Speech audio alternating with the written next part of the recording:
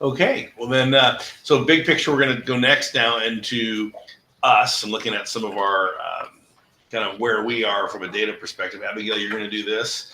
Abigail, Liz, and me, Great, basically and so different really sections. kind of, and we can take a break after this. Maybe Yeah. we're gonna. This is the final framing of for us to kind of see where we are as we talk about where we're headed. So appreciate it. Yeah, go ahead, Abigail. You gonna start? Thank you. Welcome. Thank you. Yeah, and I'm gonna kind of try and be concise today. I'm touching on topics you all are familiar with from other meetings. So just kind of an overview of those things and an update of where we're headed. So these are the three areas I'll be showing you today, just some data on. Just a little overview of our LCAP plan, which you're going to be approving tomorrow. So dive into the details there. So I'll be very kind of high level. We'll look at a little bit of subgroup comparisons with local districts, counties, and the state to set the stage to look at our California dashboard performance for this year, which just came out in December.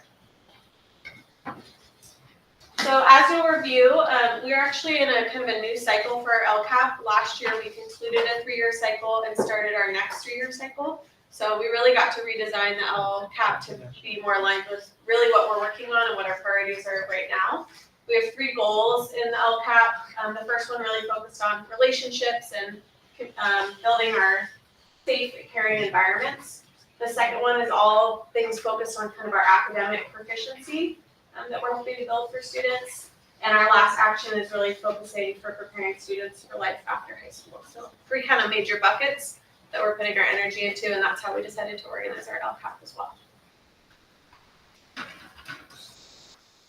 Some highlights from Goal 1. Goal 1 has 10 actions and corresponding metrics to measure its success. It includes things like our community liaison, Anna, which is wonderful, things like bus passes, our technology management with Chromebooks, our program and attendance clerk, Megan Thatcher, who's been amazing. And some of the ways we're measuring those actions include our attendance rates, our chronic absenteeism rate from the dashboard. All dashboard indicators are in our LCAP. And some of our parent-student response rates on parents.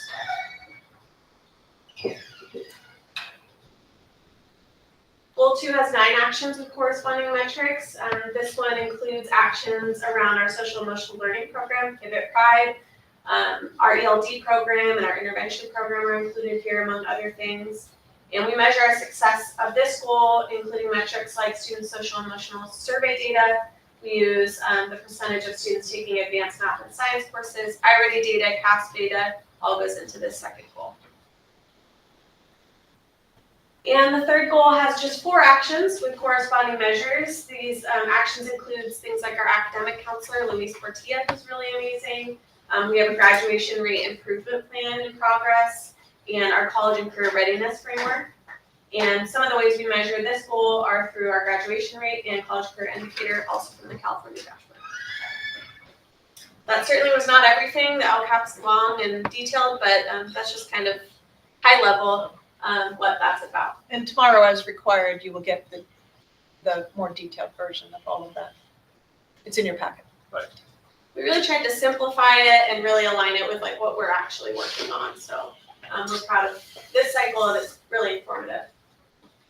So just to set the stage before we look at our dashboard performance, this is North Bay on Census Day. So it's a snapshot in time for last year. So a date in October.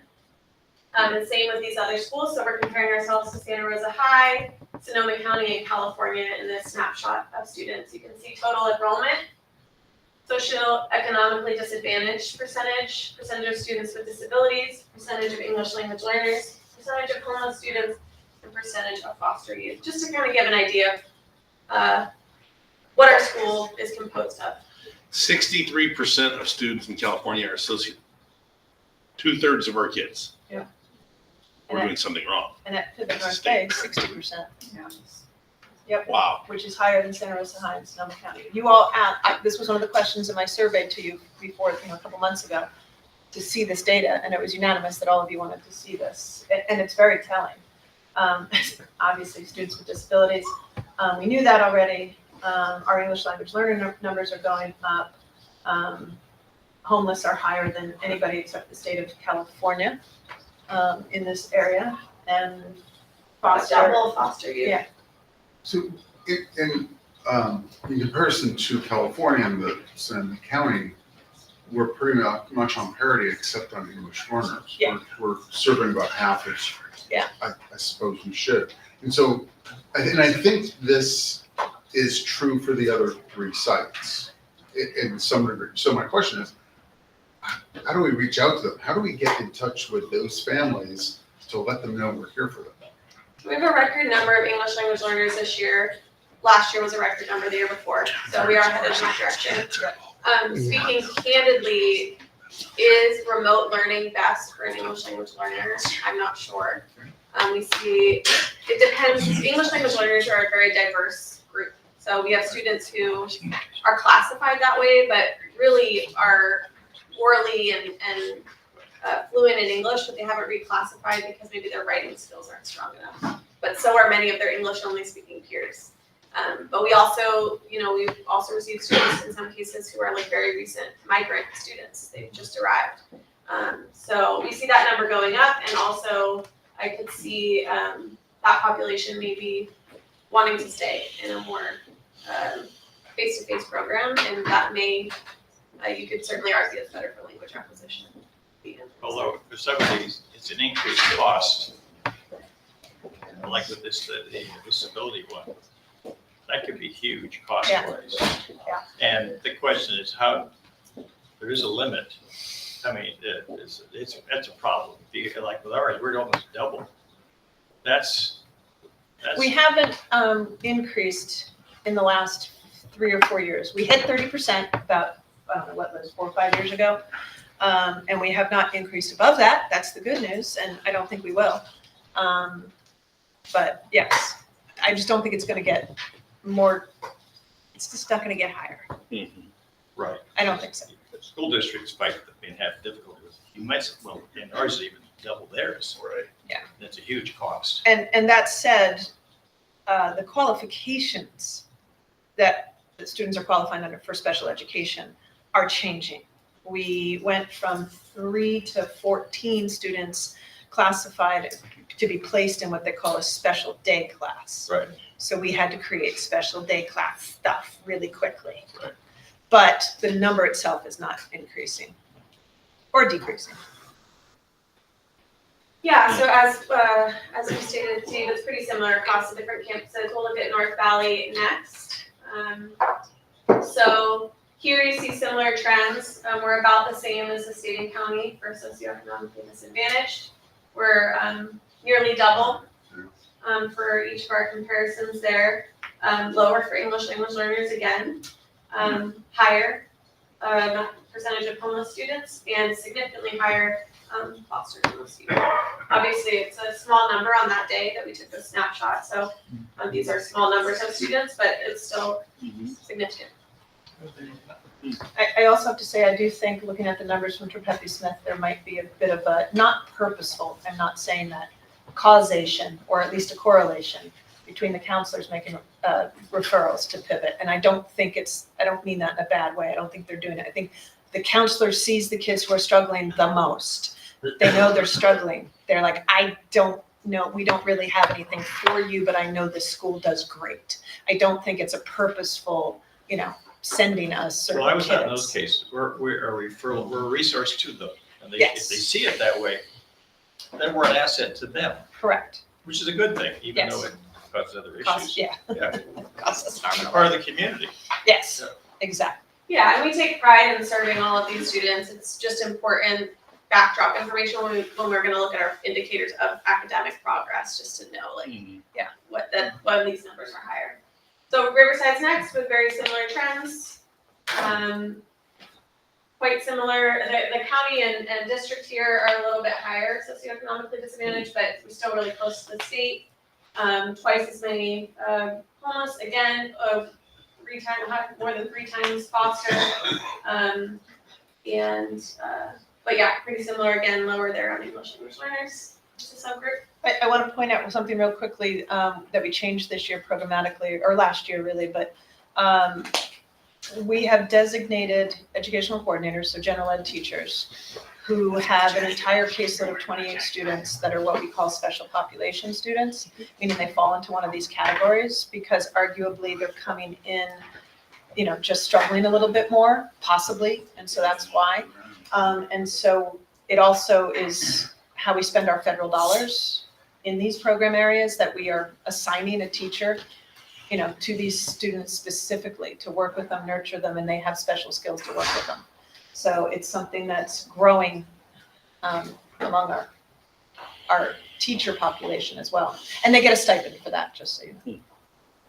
And just to clarify, that it is state dollars, it's not federal. Oh, sorry. It's fine. There's too many things to keep track of.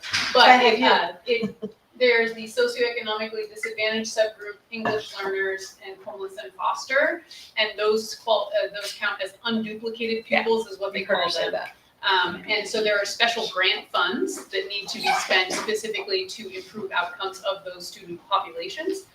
Students with disabilities is not one of those subgroups. So these teachers that have their caseload will either be focused on socioeconomically disadvantaged, homeless, and foster, or, especially for those that are fluent in Spanish, they work with a population of English learners and families that are primarily Spanish speaking. So we kind of target those supports and skills of the teachers with those families that have needs in those areas. And anecdotally, I think we've seen some great outcomes with that, but we're still kind of working on collecting data since we just started doing it last year to see kind of how big of an impact is that having on the outcomes of the students.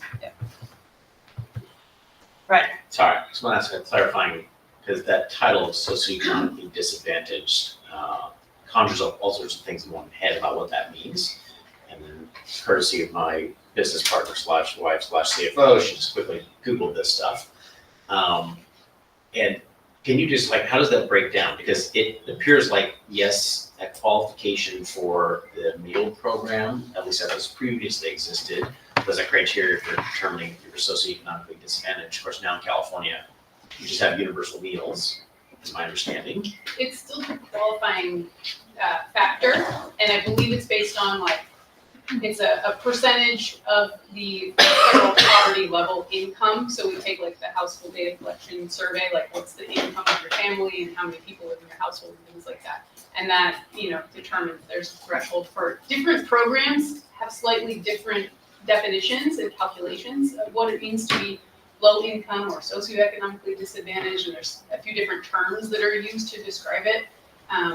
But I believe this one is essentially based on the National School Lunch Program's qualification criteria.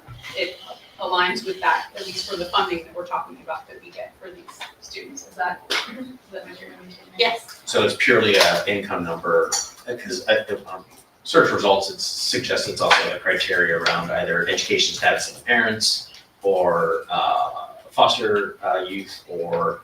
So if neither parent holds a high school diploma, the child is considered socioeconomically disadvantaged. Yes. Is At least for this criteria. Yeah, that's. There are certain other things I that was don't trying to understand what that understand looks like, It's just such an astronomical percentage, I'm just curious to understand. Right. Yeah. And also crazy. why That's- it's so much more elevated, than, say, in the Corona Norco Unified School District, which, It's not a poor area, that's. it's not a poor area, No.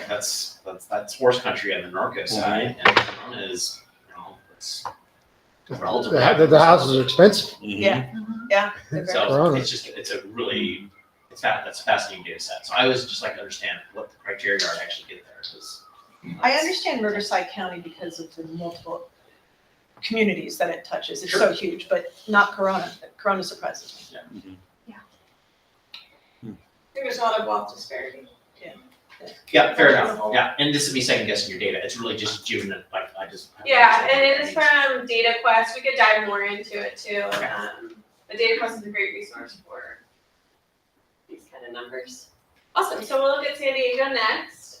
Again, similar trends.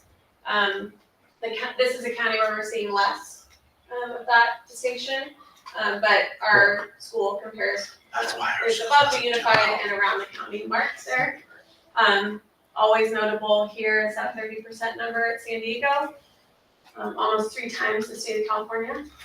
And currently at this snapshot in 22-23 on Census Day, we were not surveying foster homeless, but again, it's just a literal day that these numbers come from. It's not the whole year, it's not today, so these numbers do change, but at that time, we had 0 foster homeless in San Diego.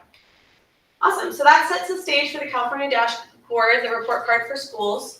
Again, I'm just gonna kind of be high level here, and give you guys an overview, you already know, a good amount about it. This is how the state of California performed in school year 23-24, which just came out in December. So these are kind of the main indicators. We're gonna look at them a little more closely, just for comparison. Here's Pivot North Bay. We're really excited about this. This is the most color we've ever had on a dashboard. Yeah, really? Yeah. No. So we're very excited. Where's Travis? You left. He's not here. He's in the site. Oh, that's right, he's running the site staff meeting. Yeah, a lot of yellows and oranges. That's really good. Yeah. Part of that is the dashboard's really been getting up and running, and then COVID just made it delayed a bunch. So now it's normal, and it's how they've designed it to be. The colors that you see, or colors in general on the dashboard, are equal parts to do with performance, outright, and trends. So they balance those two things. So are you headed in the right direction, and how did you do? And those are weighted pretty equally for each indicator. So in many of these areas, North Bay is headed in the right direction. Though all of our sites underperform our district schools on the dashboard, all of our sites underperform the state of California. We have a long way to go. But we always essentially will every- by the nature of our population. That's what frustrates me about this. And our graduation rate Well, the will always be graduation terrible rate- because we're We're transferring turning. them back. Yeah, we're not, so it's just crap. Certainly, yeah, that's certainly. I appreciate you showing us this to show us how we're performing against ourselves. Yes, But yeah, it's The nice to graduation rate see is hard. that they value the momentum forward, because we still do want to improve, and I believe we still can, despite the okay, population we serve and despite the challenges that we face. Yeah. But of course, again, learning in this environment can be less ideal than being in a classroom, and so we're up against that too. So, but we were really excited to see this. So yeah, congrats to North Bay. We'll look briefly at North Valley. Here we have a small school, so we don't get as many colors because there's not enough students. We can still look at the data and kind of give you an estimate of what they would have been if there had been enough Well, students. just a question, like in suspension rate, is that based on, if you got a entirely over the flu or whatever that is, there were no suspensions? probably. Or is it based on some standard So that it's you're evaluated against? both. So in this case, we had 0. Blue's the best. This is what you want to Right, be. This is right. the only indicator we beat the state and our other schools on the suspension rate, as we should, in my opinion, because we should, because they're at home.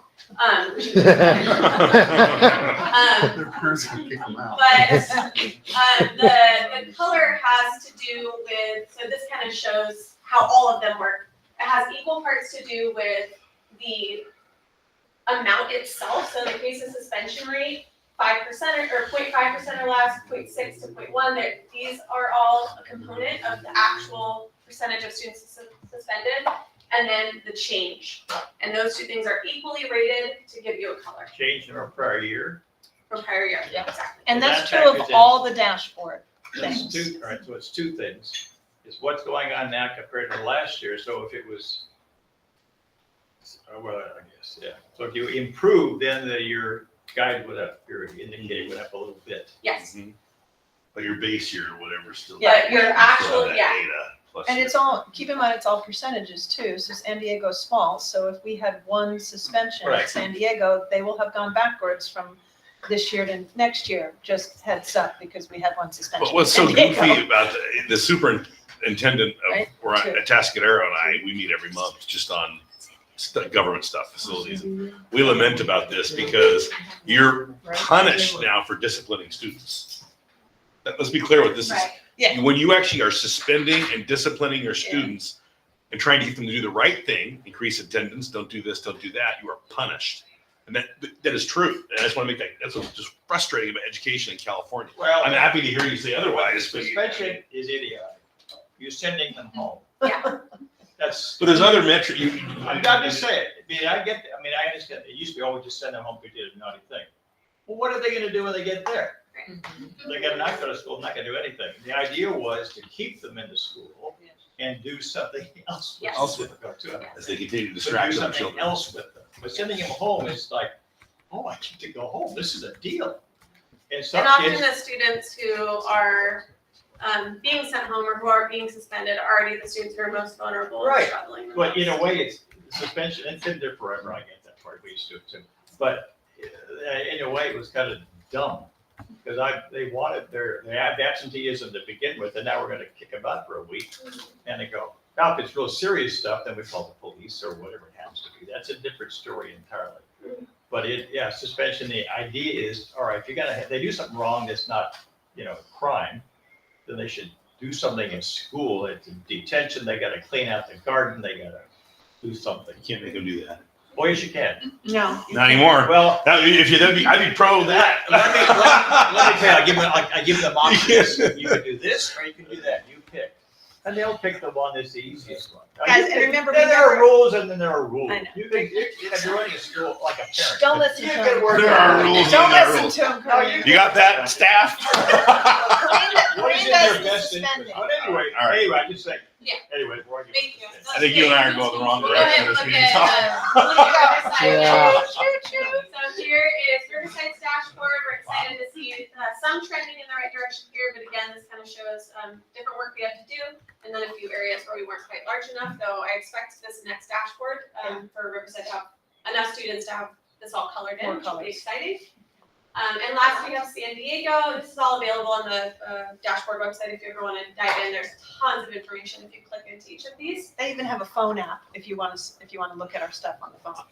I thought that weren't a few of our schools DOS, did they call them that we were outside of this or we No, weren't? you're never outside of this anymore. Oh. They just asterisk you in this. I see. To say that you're DAS. And North Bay is DAS as well. That's what I DAS, thought. DAS. I Yeah, say or DAS, they DAS, say whatever, DAS. yeah. I don't care. And that status is particularly beneficial because the dashboard is what dictates how we're renewed, our Right. charters are I renewed. remember that. So with that DAS status, it definitely gives us the benefit. Also, when you look at our DAS schools, North Bay and North Valley, there's certain indicators like graduation rate where they give a ton more context. Most notably in North Bay, our graduation rate is around 50%. But they look at the DOS version of graduation rate And and they it go, goes up to 80, oh. 90%. Yeah. Because they're incorporating more measurements of success, things like the proficiency exam, That's what I remember. enrollment in state colleges. So it's really cool to get Got that data too. Yeah, great Hmm. reminder of that status. Thank you. Yeah, and so San Diego is great. We also saw some colors there. Just a brief look at those indicators and what we're doing about them. So again, this is the same thing you just saw, but this is 22, 23, so you can kind of see that movement, that momentum piece we were just talking about. So North Bay has been declining, which is good with chronic absenteeism. We want less. So declining is positive. It's only been 1%, but we want to keep that up. North Valley has also declined. Riverside's seen an increase, so we want to go back in the other direction. And San Diego increased, so we want to go back in the other direction. Our goal for all schools is to improve by 3%. Improving by 3% will turn us to yellow at all schools. So we're not trying to just, change everything overnight. We're trying to head in the right direction. One way we're trying to do this is we're keeping track of chronic absenteeism every learning period and sending a list out to site administrators of students who are right on the cusp. Chronic absenteeism is only K-8 students. What is it? This is kids didn't log in or what is this? Chronic absenteeism for all schools is students who are absent 10% or more of the school year. Oh, And the state only measures K-8 students. okay. So in our schools, it's a pretty small group of students, and we think if we target students who are at 11%, 12%, we can get those numbers down by focusing our bandwidth a little bit more on kids who are really close, we can drop down lower. So we're just watching them more closely. And at a lot of our sites, we're projected to meet or exceed this 3% currently as of LP 5, which just ended. We're in a pretty good position at most of them. Notably here, we're looking for really big declines. The state of California only has an 18% chronic absenteeism rate. So you can see that all of our schools are much worse than the state of California. So we gotta head in the right direction. Some things we're doing for this, we're in our second year of daily absence notification. So parents receive an email each time their student does not have activity for the day before. We're also in our second year of truancy notifications. Parents receive an email when their students have 6, 9, 12, 15, or 18 absences, a letter to their email showing them those dates, letting them know they can correct them, they know what their student did on those days, but that we don't have anything. This is what that absence notification email looks like that are going out daily. Yes. What's the response from parents when you start sending the notifications? I mean, so much of this has to be partly related to parent oversight or involvement. Yeah, we're really trying to up parent engagement as a way to combat chronic absenteeism, especially knowing it's our younger students, that they need to play a larger role in their education. Responses vary. Some students, some parents immediately say, oh, we were doing this offline the other day, or why were they absent? Explain it more to me. Other parents, especially for students who are significantly struggling, maybe so unengaged, they're not on their email anyway, or they're receiving these every day and they're not concerned with them. So a whole spectrum of responses that we've gotten. But we're happy to at least be able to give them that daily notice. It says second, I'm gonna get it, you go back, second year of daily absence, I don't get the second year part.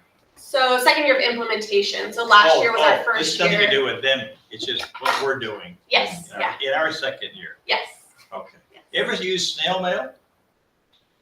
We don't, but we, our program and attendance clerk, we're playing with designing a postcard for students. We actually have one design. We just haven't kind of gone through the steps of getting it approved and everything. That just alert students, parents to why daily attendance is I mean, important. it's another way of communicating that it's like, you can get all mail by, how many a day? Yeah. And it might just skim right on through it, but if it might come Well, through just the mail, they might to actually pay attention to it. clarify, before we actually say we have made a determination that independent study is not an appropriate placement for your student due to X, Y, and Z, that memo goes out certified mail, and they have, as well as email. And Anybody then, call these guys? yeah, of course, their teachers are always calling them. Okay. The documentation from the teachers is extensive. We have a place where they specifically log that. And they actually can't get to this point unless Abigail's team checks that the teacher has done their job and logged all the contact and all the attempts to get the kid, and the SSTs have to be documented Right. before we even get to the point where we're about to say independent study is not an appropriate place and we determined this because of this. We have all of that documentation. It's immense. But that letter goes out certified mail as well as email. And then they also have a period that they are legally allowed to appeal that decision. So, So back to the waiting list conversations we've had in the past. Do you think the waiting lists may impact this as, you know, there's a lot of people want your spot, and if you don't want to come to school, then don't? yes and no. It's a great question, Ralph, especially as a board member, in the sense that we want to we're going to do the same process for every single kid regardless, right? So there's 100 and some odd students on the wait list here at North Bay. We're not going to rush a kid through this process because I know I have, 10 to take his place. We're just not. It just doesn't, it just We have doesn't work. stories I of just- students who have Yeah. gone all the way through our most significant truancy processes and then have flipped a switch. And our students now, there's one that comes to mind who's a senior who's taken 3 college classes and just from 6th grade to 12th grade is a totally different kid. So I think that's why we're so thorough. with that So the process. answer really is, the direct answer is no. Having the wait list doesn't affect this process because every kid deserves our full. Sorry to be cold-hearted. No, I know, Just- I know. it's- It's reasonable. It is reasonable. I'm looking for and gaming, and I'm trying to trust figure me, out the game system. We have that conversation You all could the be time. replaced. So, no, we struggle with it. Like, I know that there are ADA generating kids sitting on that wait list. But this kid's here with us right now. We gotta focus on him or her, so. We'll feel more, as there's more market pressure here though in particular. That's already what I'm- is That's what I'm You- thinking you- about. You're gonna, I don't, that's tough. That's I gonna be know, hard on the it's staff, hard. but, We man, talk about it all You're the gonna time. have to We turn it up. We have fisticuffs sometimes, Mhm. throw in Hobart in the mix, and all of us sitting Yeah. around the table as the leadership team, and Yeah. everybody has a different opinion on this particular subject. These seats are gonna get really demanded. They are, but I mean, they're gonna more so. Now, so I think you remember when there were some challenges at the beginning of the year here at North Bay for the site-based program. They will lose their seat here in the site-based Mhm. program if they're not showing, and because there are kids who want it. That's a little different though, Gotcha. than full enrollment. Okay. So another initiative, again, the theme is increasing parent engagement. We really think that's gonna help us with that chronic absenteeism rate. So this year, for the first time, we've always used ParentsFair, but this year for all users, we turned on text notifications automatically instead of them opting in. So you can see these are all of our previous years. This gray line is student parents receiving texts. It's pretty low. And then we turned it on automatically, and now it's almost So I think I'm the only board member that probably experiences this, I have don't- children in school, right? So, What are you talking about? this is really good. So this is, our school district uses this too. And it's like everything, dance tickets or, 5 dance tickets left, your kid's field trip tomorrow. It is a direct, and there's a link to the school, like the press release, if you will, or notice from the school. It's constant. So it's a great way to hit parents. What's the blue line? So blue is receiving email, which we always had turned on. So parents and students and staff receive those posts to their email. But we know that people Don't read it. have lots of email accounts or don't read it, and that if we turned on text, we'd get a Yes. higher response rate. So now that text message is turned on. Do you see What, this? what do you mean turned on? I mean, just, Within our, It's It's just this. settings. So like, see, I get texts from the school on all this stuff. within our system, we can. I don't turn look at certain my things email. on. This is like instant. You get this. It's like, Yeah. oh, ding, you know. ding. The issue is opting in versus opting out. Mhm. If, in the old days, they had to opt in to text messages. And now we don't give them a Physically, choice. the parent Okay. Then has the to parent have to say, Yeah. yes, I Do want it. a text They message. can't opt out. As of this year, they have to opt out. They have to physically say, I do not want. But you're in junk, you're in okay, I junk. mean, do they opt out? Can you Yeah, they not give them that option? Say, no, to be a student here, you gotta proceed. Some parents can go into their settings and opt out. Yeah. Oh, So yeah. we're like at 95% or something. So Which 5% is, of yeah, opted which out. is close. But that's fine. We're Are these for text reaching or a lot more. emails? Which? Or both? Text, Oh. text, text, Yeah. What, Blue what is- is it for? text. Text? That's what Blue it is email, gray is text. Oh. And yellow is what? So yellow is the app. So app Oh. notifications. What we saw is that when we turned on text, our people who download the app approximately doubled. We're at 41% using the app. It's the best interface for this because you can see pictures and you can do like direct messaging and things like that. The text prompts you to download the app, so we've seen that go up. But Again, could you require students, parents to do this? downloading an app's a little harder to require versus just giving them a text, pushing text messages to them. But we encourage them to download the app by asking them to. So the bottom line is if you are a parent and you've been called into a student success team meeting because your student is not completing their work and everybody is sitting around the table and we say, we told you about this and this and this and that and this and your schedule and the parent's going, I know, well, then you need to engage with our communication system because that is a requirement of our school. Mhm. So in addition to this, we've just been helping staff, we've been having staff use ParentSquare more. ParentSquare recently acquired another platform called Remind. So there's more tools. They can use ParentSquare to call families now, and it blocks their own personal number. They can use it to text families and students, and it has two-way translation to the preferred language, so they can write in English. It'll translate to Spanish for the user, for example, who can respond in Spanish, and it'll translate back to English. So there's lots more capabilities. So we're moving our staff to use more features on ParentSquare too. This is this year's post compared to last year. This is the month we're in right now, so this will be higher by the time we end. In other words, we're posting more on ParentSquare than we did last year, which was more than the year before. And we have staff doing more direct messages than they've ever done before on ParentSquare. We essentially weren't using this feature, and now many staff are using it. So all this to say, we're hoping to increase parent engagement.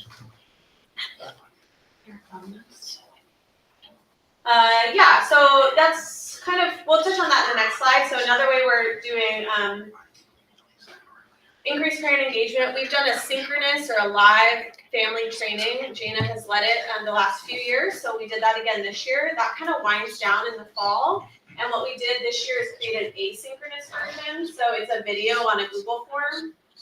This has been cool to see because we've had twice as many families complete family training this year as compared to last year. So that was cool to see. We're also piloting a family homeroom project. So we have homerooms for students every week. And so we're trying a once a month family homeroom, inviting families to come to a Google Meet around various topics and hear from them and share with them too. So We're hoping that that's another way parents could engage with us a little bit more. So we're kind of seeing how that goes and if they'll attend. It says the training has ended. I don't quite get the sentence.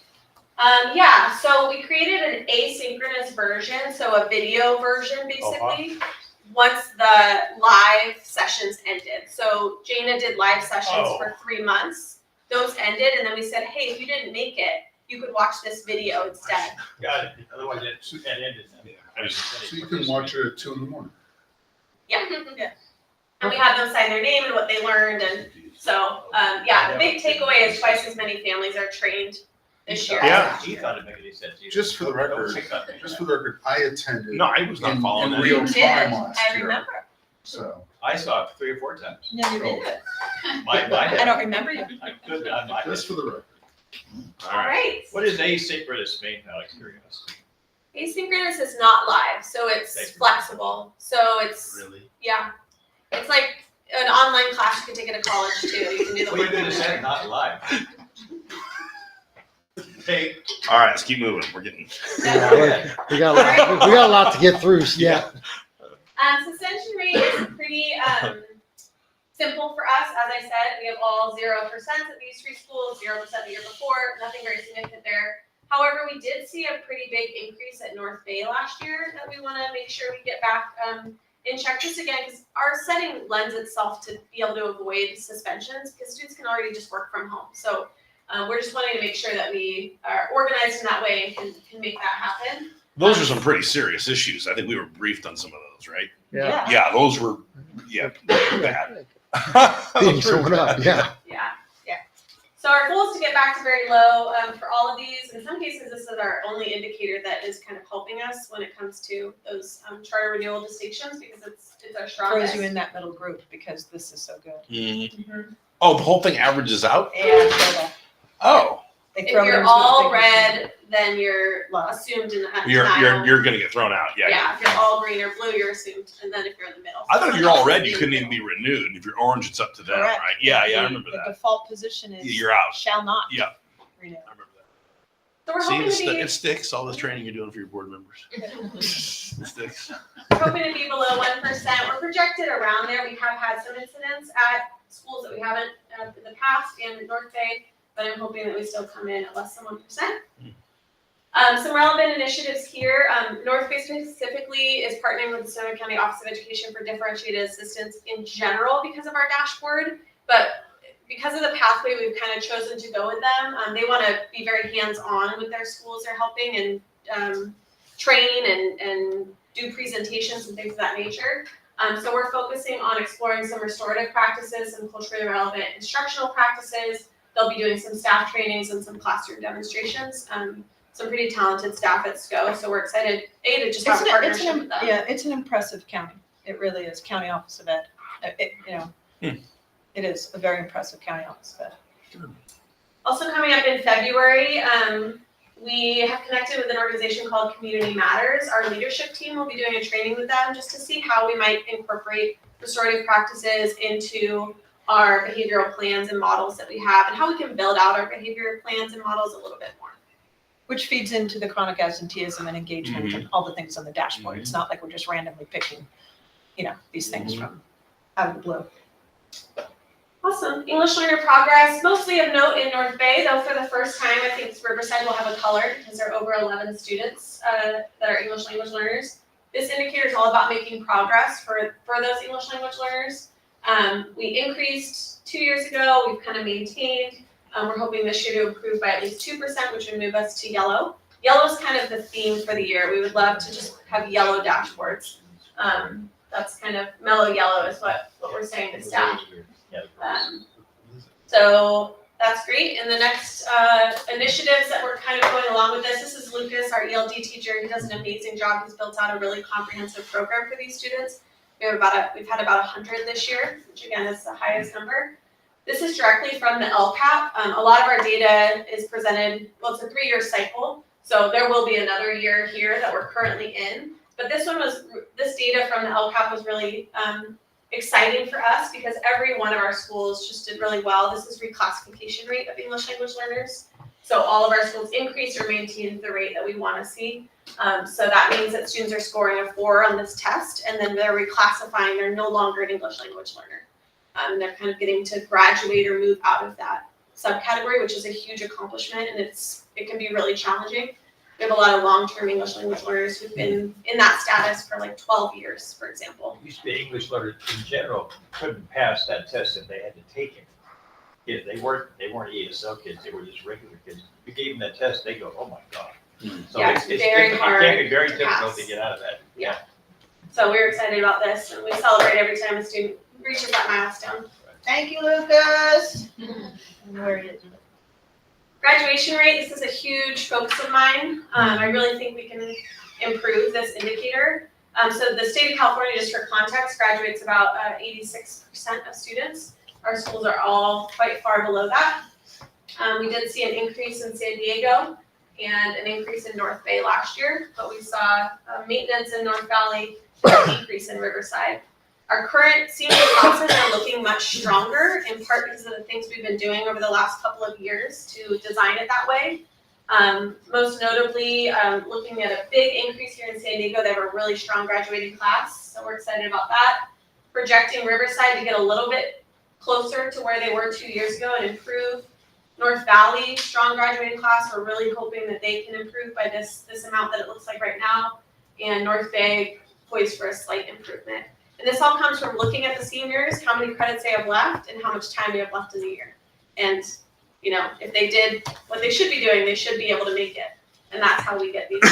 So Abigail and her team tracks this like almost daily. And she has spreadsheets out with schnoz, and then she's notifying the site administrators to work with the general ed teachers, specifically with their seniors. And she tracks how they're doing and which class they passed and they didn't, and then it changes her spreadsheet and it changes her numbers, and she's tracking it immensely.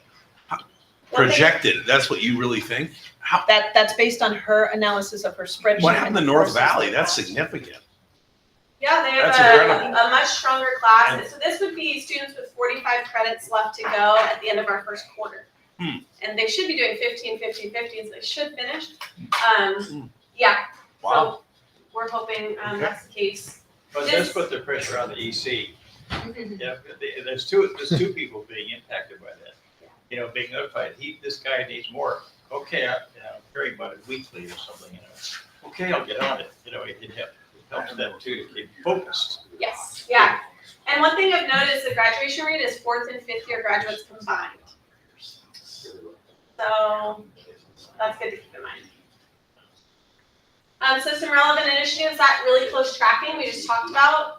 We think that's helpful. We also, it's our second year of having a really adaptive credit waiver process that we put into place.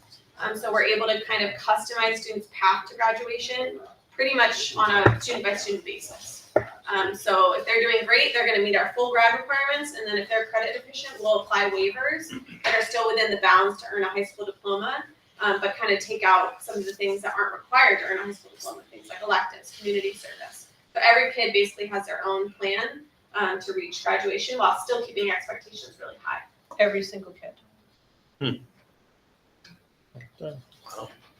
All right, college and career preparedness is another one that I'm really passionate about, that I really think we can change, especially because we're starting so low. I think we could really grow a lot in this area. The state of California prepares about 45% of their students. What does this mean again? Remind me.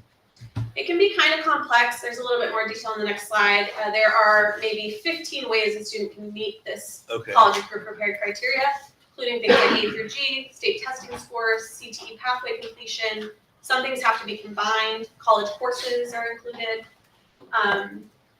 So North Bay, we're excited to see growth there. And we're projecting to see another bit of growth this year. I included the number of students on this one because I think it's interesting. So from 9 to 15 to 17, and then the total graduating class. While graduate is 4th and 5th years combined, CCI is only 4th years. So you cannot be college and career prepared if you don't graduate on time.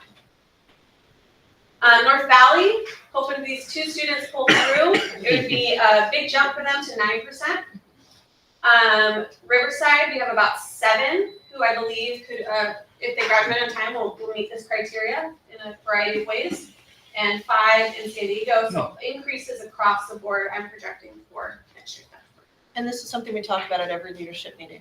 It's not like, it doesn't just get put on a shelf, because this is it, this is the bread and butter. So I think you already made it. When it says medium, that means we'll move to the yellow color? Yeah. Yeah. Wow, that's So a the lot of theme for good. next year is mellow yellow. Mellow yellow, yeah, I know. Yeah. That's, All about it. that'd be incredible if we could be majority yellow just with Yes. our student population. Yes. Yeah. Great. And when you look at what it would take, it's 3 points, it's 3%. It's not, you know, Well, it's 3 kids in some cases, Mhm. kids. you know? So that's my message to teachers is like, we can do this. Like, Mhm. we just need, Mhm. just if we can take these 3 and put them here. And so it makes it feel more, I think, possible, which then creates more momentum. It's a bit more inspiring. Hey, guys, this is a lot more details, but we're also kind of running out of time. Do you want to, sorry, and this is not Abigail. No, because I asked her to do all I asked this, you to but- manage us, so Yeah, because yeah. we're gonna go till 2, but we haven't even gotten to our strategic discussion, so. Yeah, it's- or the financial part yeah, that so, would lead you to your Right. strategic discussions. So, are you okay with her skipping this and the details on career I technology? think we should. Abigail, You're- Uh, you're- I've read through it. Okay. Yeah, Sorry, Abigail. Wait, go back. Yeah, this is, stop it. Just go back the last slide. Sorry. Jim, this is really cool. Can we go one more just to briefly answer the question? Yeah. This is where those students are getting prepared, mostly Oh. from taking state testing. Yeah. Partly from A through G plus state testing, A through G plus college, and CTE plus state testing. got it. That's kind of our Thank you. makeup right now. Yeah. This is really cool. Again, a huge shout out to Luis and our ECs for getting more proficient in partnering with our community colleges. This is the number of students taking community college courses over the last 5-6 years, fall, spring, and summer. Amazing. So this fall was a record fall, as they have Great been the trend last few line. years. Wow. Yeah, and we're expecting the same for spring and the same for summer. And Abigail says to the site administrators, this is the lowest hanging fruit. Make it happen with the career and college preparedness part of So on it. the next slide, we bring that to life a little bit. These are some of the students who have taken classes. Just wanted to show there's every high school grade level represented here, from 9th grade, a 9th grade student, all the way to a 12th grade student. A huge variety from, it's not just academics, it's also welding.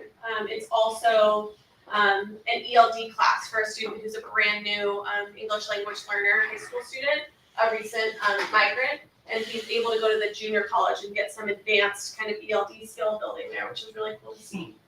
Santa Rosa Junior College is our biggest partner, which you can see represented here. This student's pretty cool. He just finished his 5th college class. Yeah. He's in 2 more this fall, and he's only in 11th grade.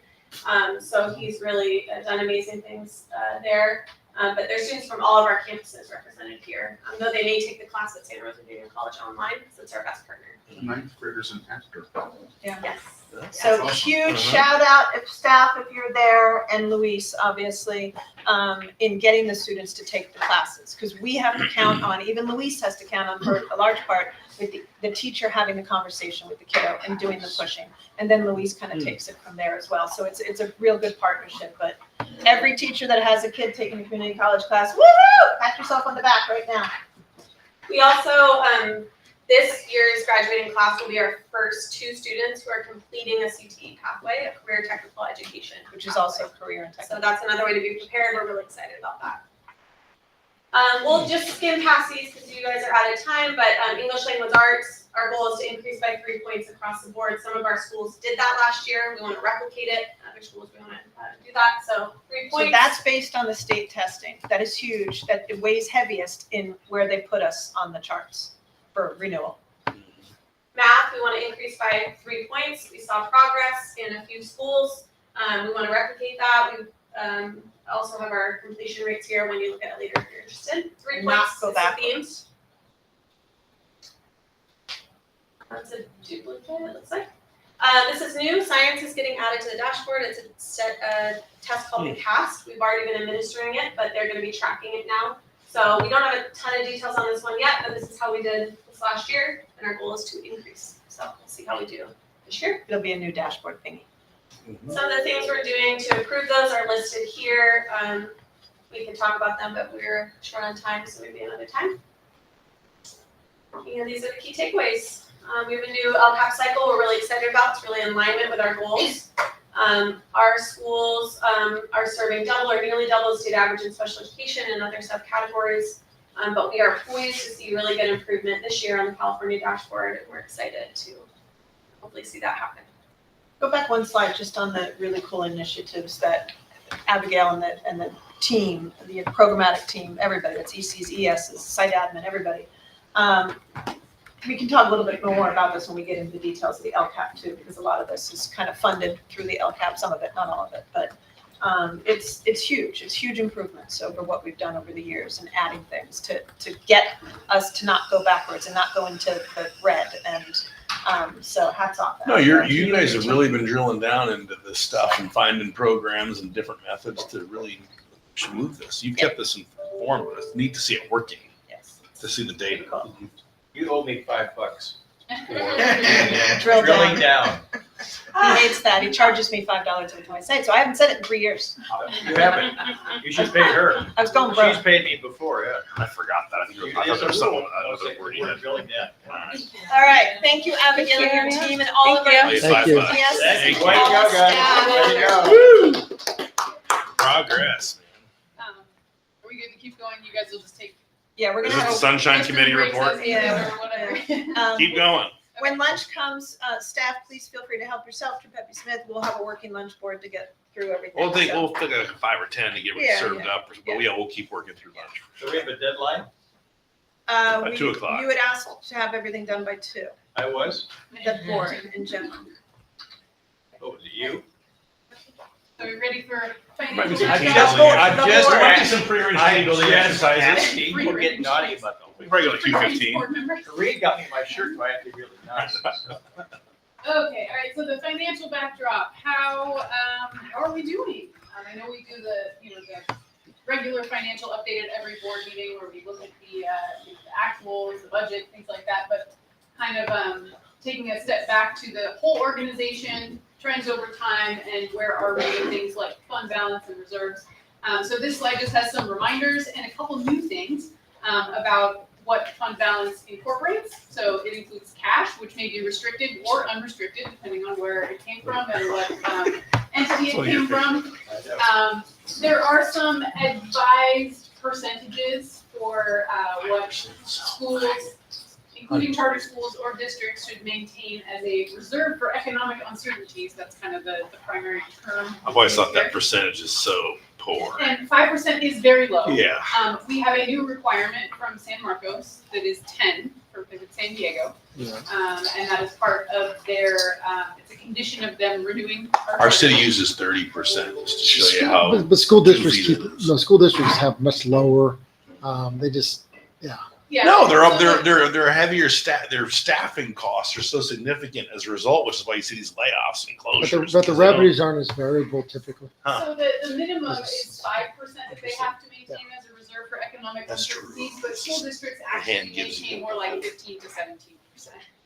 When they Public schools can, are not obviously, Mhm. but No, we're not that. it's kind of similar for charter schools. Best practices is to have 3 months operational cash on hand.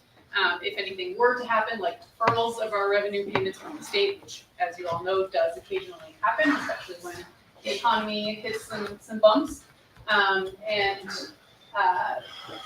So about 25% of annual cash out the door is 3 months cash on hand. So it's a substantial amount that we really need to have to absorb any of those fluctuations. But I did want to just point out the new MOU requirement with San Marcos Unified, because that's the first time an authorizer has set a minimum for us that is above the 5%. So that's in our new MOU. So also cash on hand, at the end of the last fiscal year, the 3 smaller pivot schools did not meet the recommended level of cash on hand. They were between like 50 to 75 days cash on hand. North Bay, however, had plenty of cash on hand. But we didn't also, listen because each school is evaluated and authorized separately, we don't want to have an ongoing situation where the small schools would be reliant on borrowing cash short-term from North Bay. We want each school to have sufficient cash on hand. And so North Valley Oversight in San Diego, the amounts there, not incredibly low, but not quite as close to 90 as we would want. Ending fund balances, so we have an internal target that you all had set for the ending fund balance to be equal or greater to 20% of annual expense. And as we look at our current multi-year projection, by fiscal year 27, so this year plus 2 more, North Bay, North Valley, and Riverside are still achieving that goal of having a fund balance of at least 20%. San Diego currently is projected to have an ending fund balance of at least 20% at the end of this year, but over the next few years, it is projected to decrease if we were to maintain current operations. You'll also notice North Valley is projected to decrease a little bit as well. So they're at 29, but then it goes to 24, and if you look further out, it is projected to continue to decline a little bit. What is it that causes the ending fund balance to decline? That is if we have an operating income that's in the red for a year. So as we move forward, looking at those, these are the numbers that cause that ending fund balance to go down. So this is the net gain or loss on an annual level. Revenues, expenses, when we look at them both, are we positive or negative, kind of in a net standpoint. So North Bay and Riverside are our 2 schools with the highest enrollment. They are the strongest on the projected operating incomes.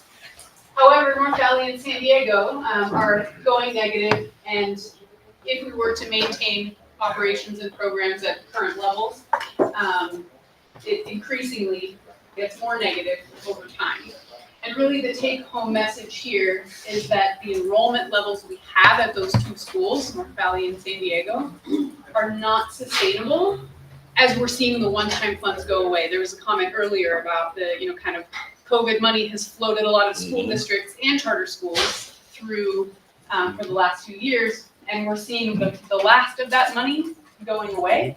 And it's kind of revealing some structural difficulties based on the enrollment size that we have at North Valley and San Diego. So let's look at how much of these one-time funds we have left. So at North Bay, we're using up this year and next year about $200,000 in the remaining one-time funds. And then they're totally gone by the 26-27 year. It's so. And I know there's a lot of acronyms over here. They're all codes for various grants and things. If you have questions about what they are, let me know. Mimdebig. North Valley, Mimdebig. tapering off, I know. right? This year about 155K, next year 80K, and then again, same with all the sites in 26, 27. The one-time funds are totally gone. And we see the operating income going progressively more negative at North Valley here. Which is also why you're seeing school districts closing schools. Right. They're in the same boat. Yeah, right. But we're much smaller, so it's gonna happen faster, for the most part. So will some of these, will there be other one-time funds that we expect? Why? Well, yes and Look no. at the tax, There, You know the answer. you do know the answer, you know it better than I do. Yeah. there are some one-time funds Yes, in but- the current governor's budget proposal for next year, and depending on, which governor we've had, some of them are more keen to do one-time funds every year. Governor Brown was like that, and so here's your one-time funds for this year, and then there's another one-time funds for next year. So it's, with the transition to Governor Newsom, it's been a bit different types of one-time funds, and COVID just threw a wrench in everything, but COVID, yeah. we shouldn't be relying on them to continue much. I'm just kind of curious. Okay. I mean, really, it's, public schools are funded by tax dollars. Mhm. People are leaving California in droves. Less tax dollars, plain and simple math. If there's a stock market correction. Other, the tax dollars of the,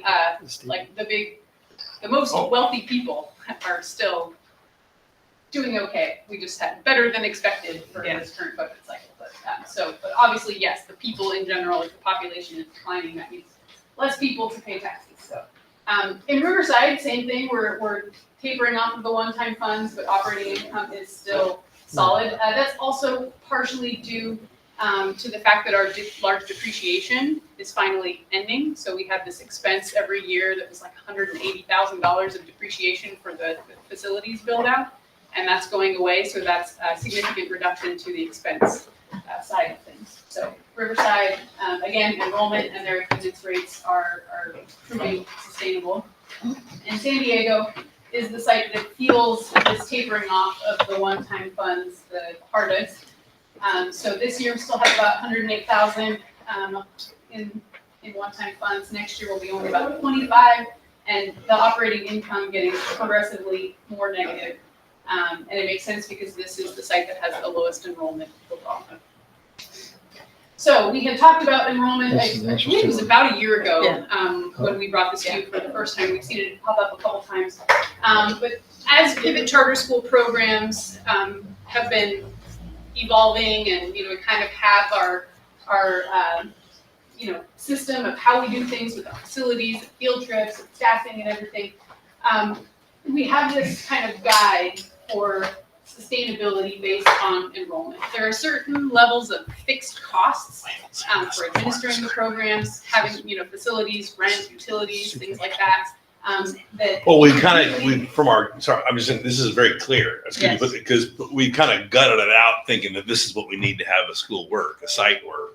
Well, you've actually put this into we're into the colors now. Is that- Yeah. But this is the clearest. I think we've seen this as a board, so Well, please. she did this I last don't year, but it remember this. wasn't as urgent for us to really absorb this as it is now. So I didn't interrupt you. I was saying this is just very clear. We were talking about. Yeah, and I've done some more calculations and things, as you'll see in the slides with San Diego in particular, because that's where the most urgent need is. But it really has confirmed, as I play with the numbers, well, what if the enrollment went up to this and this and this? That over 130 is really what's needed long-term for sustainability. And if you have less than that, it depends on the school. Obviously, the funding changes a little bit, depending on the level of socioeconomically disadvantaged students you have, for example. If you have a higher proportion of that, you get a little bit more funding related to those high levels. But overall, the bottom line is it has to be over 130 for a pivot program as we implement it currently to be sustainable.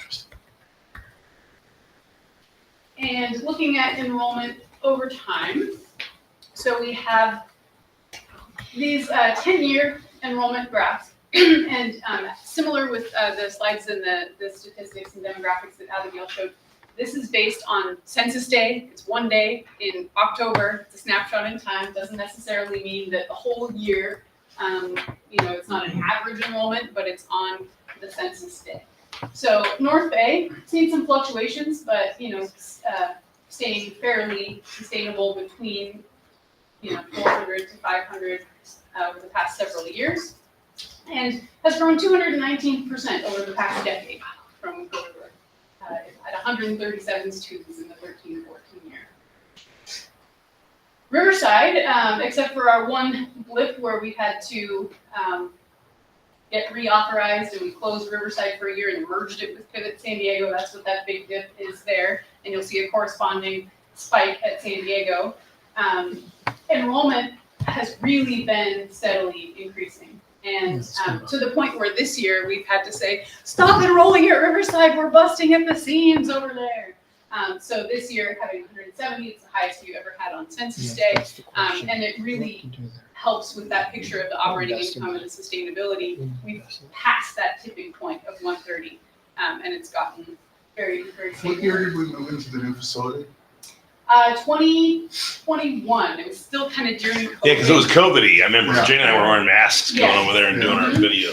Yeah, the construction COVID-y, was that's what finished. changed.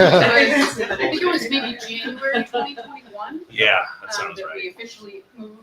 And we didn't have students back on site yet or anything. We were still in the, Yeah. kind of fully closed. So it's taken a little bit to take off, but 21, 22 years, the first year that we were fully back with open facilities. And it's just gone up since then. So I think the facility, I suspect, even though it's just kind of, I had no data to back this up, but I do think the new facility, its location, its visibility, its access to public transportation, all of that has contributed to potentially the strong enrollment trends that we're seeing there. And North Valley has been, a little up and down. It's currently up over the kind of when we came back after COVID. but down from the highest level by about 20%. So having a smaller enrollment, we did kind of touch that sustainable number right before COVID, and then kind of had a drop and we're rebounding, but we'd like to see it bump back up to that level. What do we think? I mean, that's a pretty significant drop. What caused that? I'm sure we don't talked. know. I'm sure we talked about it at We the point, but it's did, just, just like we you just talked look about at it. San Diego, but 30%. we're guessing. You Huh? know, it's all anecdotal. We're just guessing, whatever we tell you. There was no significant event. Like that one year in San Diego where it bumped up, remember that school? Well, I knew closed? exactly What why was the that Paradise was. Fire? Yeah, Yeah, that's my question. was that Paradise Oh. Fire maybe? 17. Huh? 17, so, It was 18. 18. Because Okay. wasn't that, I so thought that that's what could that be might have it. been. That could be Oh, yeah, it. Santa Rosa was 17. Or 17. They were 19, I think. Oh, it was 18, 19, wasn't it? No, it was 17. Oh, it was 17? Sorry. No, no. She lives there. Yeah. Yeah, no, gosh, it was that long ago though Yeah. already. And some of the again, anecdotal, but remember North Valley starts grades 6 through 12. And after schools were opening again after COVID, we saw kind of some different trends. And a lot of the middle school and high school families were just burned out on working from computer, working from home, that kind of thing. And they kind of went back to traditional school environments Mhm. more strongly. And we Yeah. saw a kind of an increase in the proportion of elementary students that we had. Families Yeah. still wanting to keep their young children At home. at home.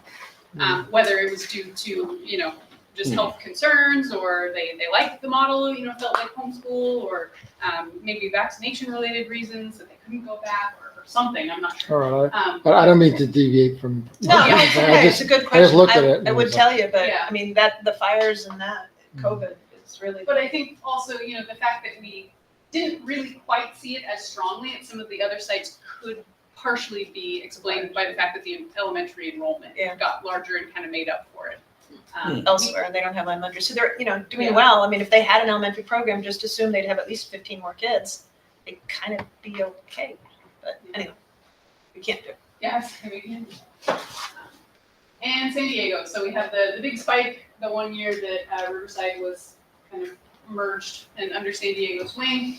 And then it's kind of, been fluctuating since then, and we're kind of in a low point now where we're increasing. And our enrollment, I haven't looked at it in the last I couple have of it days, right but it here. was like 103 as of a week ago. Now, as of today, it is 106 with one on pre-enroll, so 107. So again, this number is from October, it's a 1 day in time snapshot, but this is the number that our authorizers and the state use for, determining a lot of things, so. Yeah, so we're on a rebound, but This it's is still P1? slow. Or number? It's Census Day, it's the first Wednesday in October. Oh, okay. That's this sort of snapshot day where we have to look at our enrollment. So overall, from, 10 years ago, we're down over 20%, which is significant.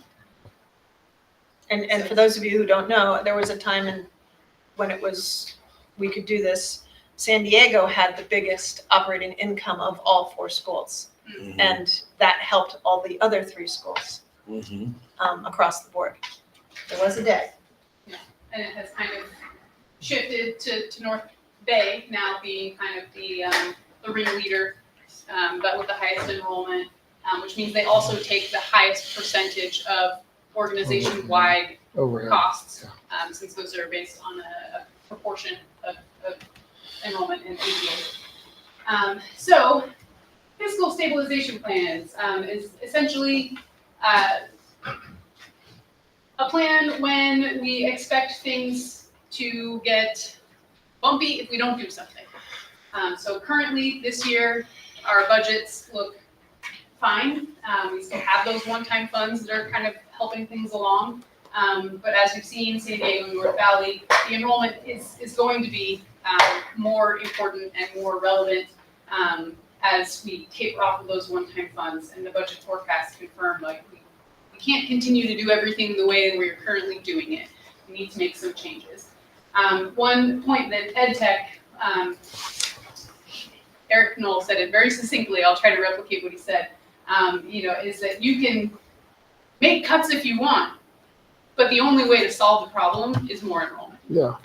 So that's kind of the gist of it. So if enrollment were to You can't remain cut fairly enough. constant, we could figure out things here, things to shave off, things to slice, things to do. In Um, some cases. But it's a Band-Aid. It's a short-term It doesn't fix work. for a current annual budget, balance of budget, but it's not sustainable. So, things like reducing the amount we spend on field trips, not going on big field trips that are overnight or far or wherever, things like that can be a few $1,000s of savings for a year, but it's not a long-term Not solution. sustainable. So, current level of staffing and programs can only really be continued at the same levels if enrollment increases to about 130 or more. So that's kind of the hope. Obviously, we need to make it happen. Is it possible for that to happen? I'd love to hear Trey Smith's thoughts on that. I'm not sure what you all, kind of how you want to direct that conversation about what's possible and what's the timeline. But my kind of proposal is that a fiscal stabilization plan for San Diego first, because it's more of time is of the essence with San Diego based on the forecast. They are the site that would need a fiscal stabilization plan first. It would essentially be a detailed roadmap of if the enrollment is in this range and kind of have like a multi-pronged plan, what do we do if the enrollment is in this range, this range, this range? How much money do we want to put into other marketing efforts or, something that could help us increase enrollment? Or fundraising or whatever. There's all kinds of things that we can incorporate into the plan. But for Pivot San Diego, my recommendation is that we do need to include this with our budget. It will go before you all for review and approval in June for Pivot San Diego. And depending on how things go, with North Valley, I think we would potentially need to do this next year. Not necessarily both schools at the same time, just because of the way things are looking. San Diego would need to be first.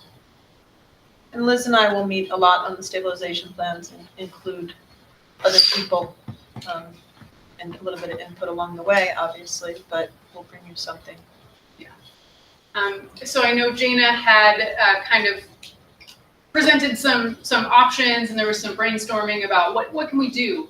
What sorts of things might we want to include in the fiscal stabilization plan for Pivot San Diego? And I have some reminders here, lots of caveats. Obviously, this is not all the options, but there are things that we could consider if we needed to do that kind of Band-Aid of figuring out some cost savings while we're regrouping and figuring out the bigger issue, which is the enrollment size. So if we needed to have some savings in the budget somewhere, there's ideas proposed of reducing or closing the facility down there, whether What's our temporarily lease? or permanently. What is our lease? Our lease is, just looked it up. I think we're in the second year. I believe we have one more year of the lease. It was a 3-year extension this Okay. time. So we do have multiple suites in San Diego. We have suite 100, 110, and 120. So there are 3 suites. 100 and 110 are essentially connected. There's not really a way to split them up due to the way they've been kind of built and merged. But suite 120 is a separate one with a separate entrance. So someone had asked the question, how much would that save us if we were to move out of suite 120? And it's about $38,000 annually in rent, utilities, all that kind of stuff, security. So it doesn't really move the needle on the overall budget. And to put it into context, if 3 students were to say, I want to leave because there's no longer an elementary school site-based program or something, that would negate all the savings. That's about 3 students worth of revenue. So the other issue is, if we're cutting out facilities costs are things that are necessary for instruction, direct instruction with students. So some of those expenses are allowed to be included in our funding determinations. And whenever we cut costs related to instructional delivery, it puts us at risk for potentially not being able to meet the funding determination requirements to get full funding for the program. So obviously the same concern would apply if we were to close the resource center entirely and operate just virtually.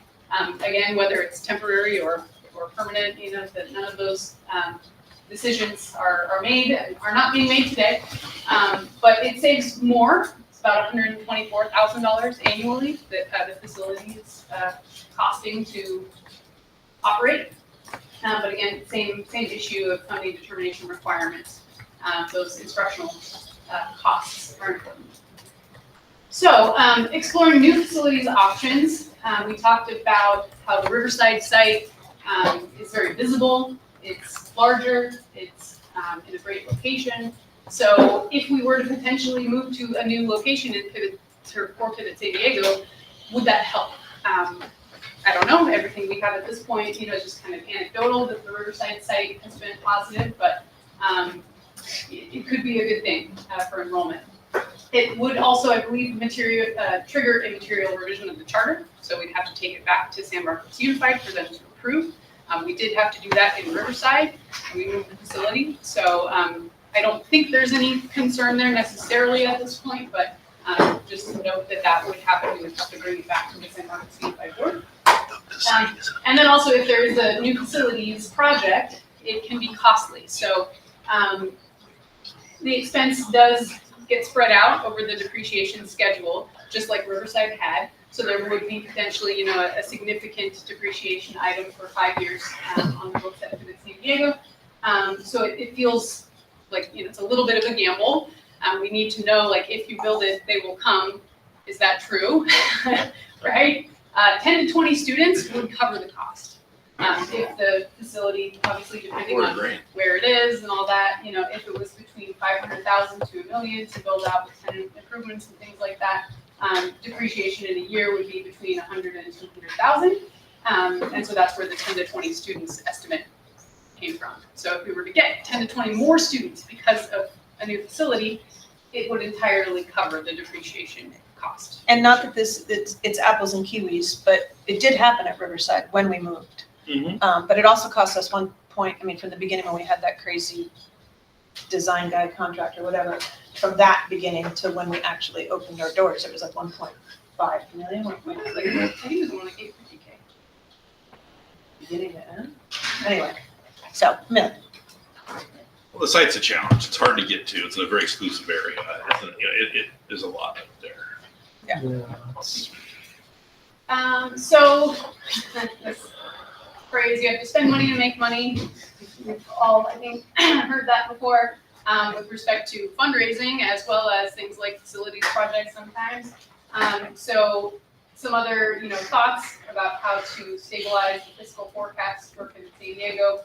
We talked about adding TV ads, other things, what else can we do? Do we need to do some focus groups, in local places in San Diego to figure out what's going to work for marketing? Also the gamble of, do we need to increase staffing to have boots on the ground, making those relationships with communities in other areas of San Diego where we don't have a lot of students currently to figure out, is there a particular niche that we can, fill a need? And if we can increase the enrollment, then we wouldn't have to cut anything. But Right. How do we do that? And how do you all want to direct that process is kind of one of the big questions. And then what happens, the one that nobody wants to think about, but obviously we need to talk about, what happens if enrollment doesn't increase over the next few years? So the school would most likely have to close. And the timeline for that, if we were to close the school entirely, not just the facility, but the entire school, the share that Pivot San Diego pays of all the organization-wide expenses would have to be reallocated to the remaining schools. So it does have a negative impact on the expenses there. And you'll see it actually does, even just for next year, even though that's a little soon, we should probably project it more like fiscal year 27 or 28, but it pushes North Bay and North Valley's operating incomes negative. North Valley, even more so than it was fairly break even. And you all had asked a couple of times, what's the number? What Yeah, is we've it? never seen that. I know. Yeah, this is the This first is- time I've oh. done these calculations. You would ask, what's the impact on the other schools if one school closes? Because they share proportional costs, they share cost, overhead, pivot-wide cost, based on enrollment. So does this assume that you don't capture any of those students? Correct. None of them would go to Riverside? Correct. This does Yes. not, I So- think, yeah, this will, so it's possible There's only so Riverside many days could we can absorb slice this for you. some Huh? of San Diego's enrollment, right? But that's not in these calculations. I did not include that. So even without that, Riverside is still a little bit positive, and I think that's largely due to the attendance rates. Yeah. Because the way that it's, the expenses are applied is ADA, not enrollment. And North Bay's attendance rate is closer to 80%, 80 to 82, whereas Riverside is like 87. So they have higher ADA for the amount of enrollment that they have because their attendance rates are higher. So that helps give them a little extra buffer. But in general, if the school were to close entirely, it would make things a little more difficult. But as Ralph says, if we can capture some of that enrollment in Riverside, that would kind of change the proportion. Yeah. So Riverside would take more of those organization-wide expenses if their enrollment was a bit higher, even out of it. And again, And just, revenues would be higher as well. Huh? And revenues would be higher as well. yeah, at Riverside. Yeah, that's right. Just so you know, since Riverside is capped they have a wait list because North Bay is capped and we don't have the staffing. So Riverside staffing is helping North Bay serve the kids, all the things that we do pivot-wide in the last 5 years. And they're capped because they're way over the targeted enrollment from the budgets as well. So we did a campaign and we sent out emails to the families that were on the Riverside wait list and said, we have another pivot you can enroll in as long as you don't live in San Bernardino County. And that's where a big bump of the San Diego enrollment happened. And that can continue to happen. San Diego or Riverside? We did the opposite of what we did years ago. Okay. And we sent this email out to all the Riverside families who were on a wait list, Yes. who were denied a place. And no, we might do a lottery next week, but we might not. And we said, hey, you still want to join a pivot? You can enroll at Pivot San Diego. Okay. You can choose to go to whatever site you want to, because like people in Temecula, it's 6 and 1, half dozen in the other, right? And so long as you don't live in San Bernardino County. Yeah, right. So Yeah. that's what you saw the little bump this year in Yeah. San Diego's enrollment. Hmm. So Bill and Adrian worked together very, very closely Hmm. to work with those families to get them enrolled in the right pivot. And it happens to be San Diego because they don't have a wait list. How many Riverside students don't? 7. Oh, well, 7 came to San Diego recently, just, Okay. I thought you were gonna ask. And this number does not reflect any of those because Yes. this number is from before we started. Yeah.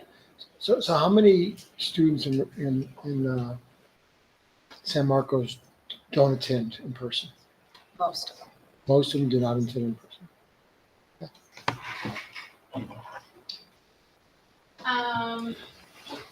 Okay, so then I believe this is the final slide, just kind of overview, key points.